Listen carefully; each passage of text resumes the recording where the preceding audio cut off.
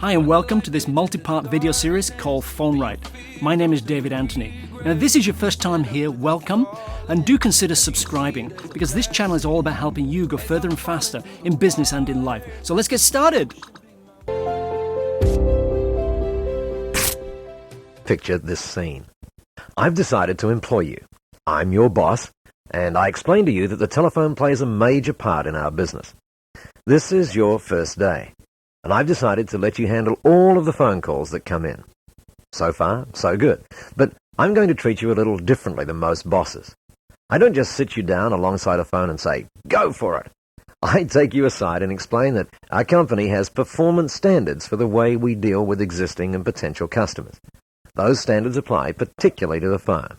So, being a new person and anxious to learn, you ask me what the standards are.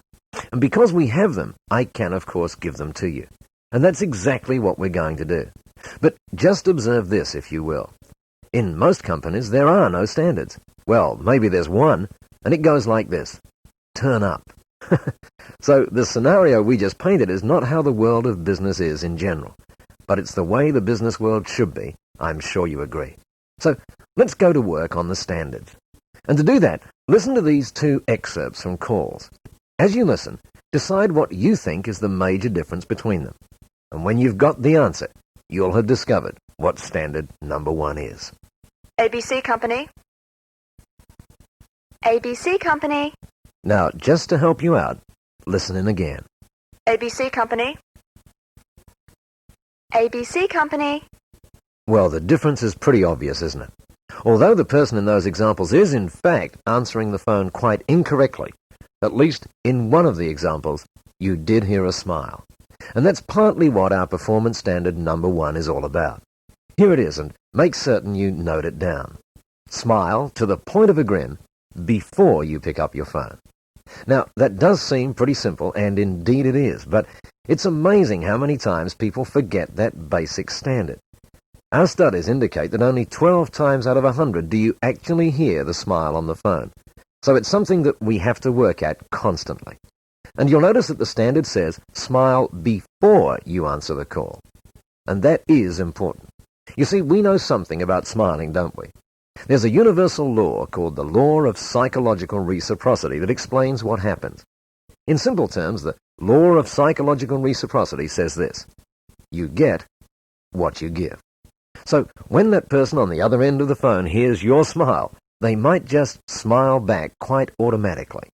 And when they do that, you're well on the way to achieving your first goal of establishing a warm, friendly relationship with the person on the other end of your phone. That person who has a problem and wants you to help him solve it. That person who wants to buy. In fact, you'll find that our first 4 performance standards are all directed to establishing that warm, friendly, personal relationship with others on the phone. You see, if I gave you the choice, if I said to you, ideally, what kind of relationship would you prefer to have with people who call you? You'd say warm, friendly, and personable. And you might also add in trusting, honest, and sincere. So, according to the law of psychological reciprocity, if you want those kind of relationships, guess what? You have to be warm, friendly, and personable first. Of course, though, there's another reason to smile before you answer the phone that we touched on just a little while ago. And it's this. People call you because they want to buy. And that just has to be worth a smile, doesn't it? So that's our first performance standard. Let's look at standard number 2. And to explore that, put yourself in this picture. You're calling a company, you dial the number, and then quick as a flash, here's exactly what you hear. Good afternoon, Falcon Trophies. This is Annette speaking. Or maybe this. Falcon Trophies. Well, how would you feel in this situation? A little taken aback, perhaps. Clearly, what's happened here is that there's an over-enthusiasm on the part of the person answering the phone. You might be wondering whether you really did get Falcon Trophies or the loony bin. And in the extreme case, you might well hang up wondering what the heck hit you. So, grabbing the phone too quickly and too enthusiastically is a problem. But so is the reverse. What do you do in this situation?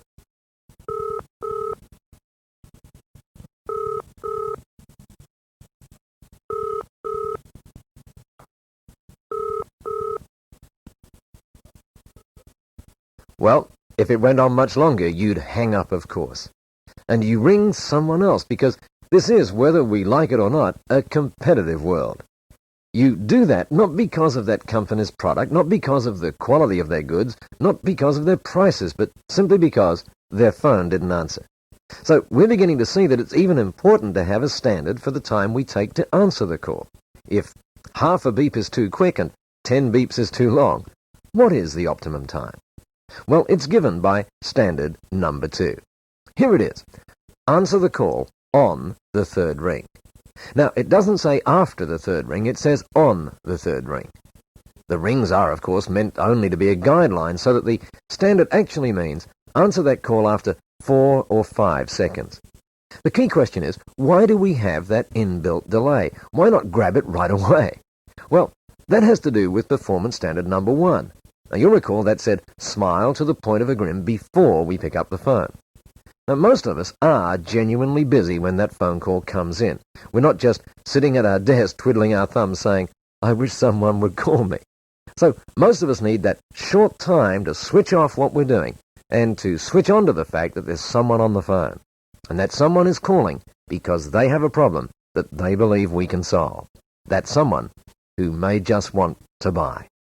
So we need 4 or 5 seconds to get our head into gear and our attitude right.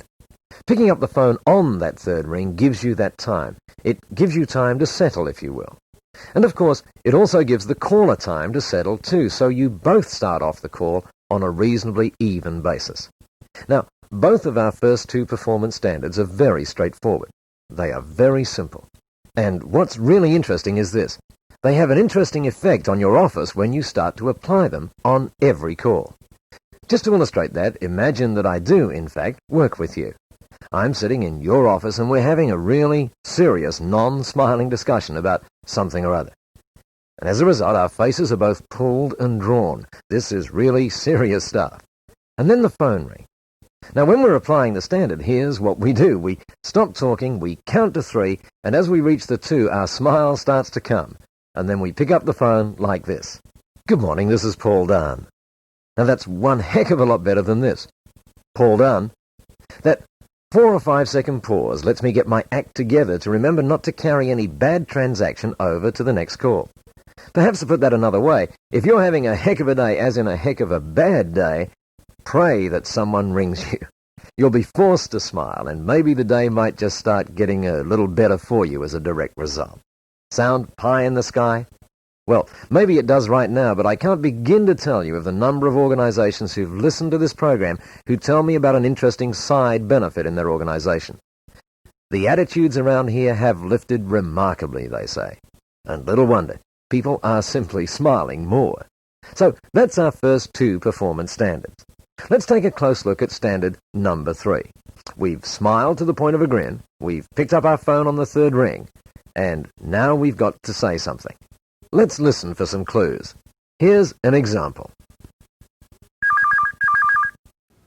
I hope you got a lot of value today. If you did, click the like button. What that does is help us build our non-profit business school, UBLA. Check out in the description below to find out more about what we're doing and how you can help. This is part of a multi-part series, so keep your eye out for the next video. In the meantime, we've done a great playlist about why do small businesses fail. Check this link over here, and this will show you a great little list about how you can be successful in business. So thank you very much. Catch you again soon.